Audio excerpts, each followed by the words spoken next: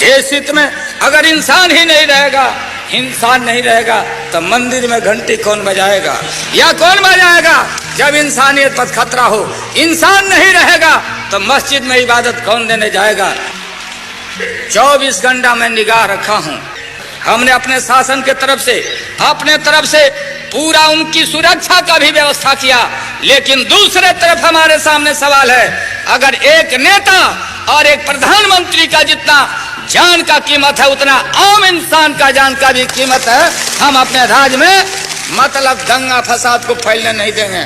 जहां फैलाने का नाम लिया और जहां बवेला खड़ा करने का नाम लिया, तो फिर हमारे साथ चाहे राज रहे या राज चला जाए, हम इस पर कोई समझौता।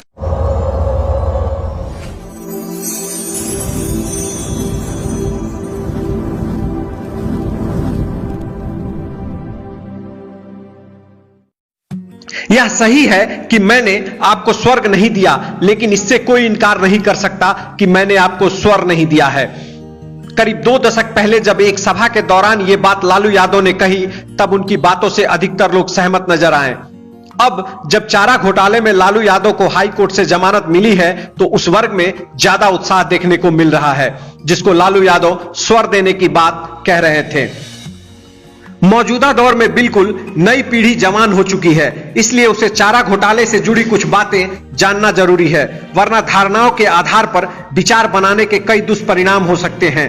शुरुआत लालू यादव के सत्ता में आने से करते हैं।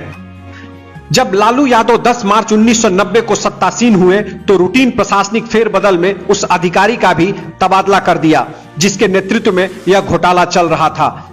लालू यादव को पूर्व मुख्यमंत्री जगन्नाथ मिश्र ने एक चिट्ठी लिखी और लालू ने उस अधिकारी के तबादले पर रोक लगा दी। बाद में इसका परिणाम इतनी बड़ी लूट के रूप में सामने आया। वर्ष 1996 में लालू यादव ने जांच के आदेश दिए, लेकिन लालू यादव को घेरने की तैयारी राजनीति और नौकरशाही का एक बड़ा तबका कर रहा था। अब कुछ बातों पर थोड़ा रुक कर गौर करें। लालू यादव ने 10 मार्च 1990 को बिहार के मुख्यमंत्री का पदभार संभाला था। उन्होंने आकाशवाणी से प्रसारित अपने पहले संदेश में राज्य की जनता से कहा था कि हमारी पहली प्राथमिकता सबको शिक्षा और सबको रोजगार देना होगा।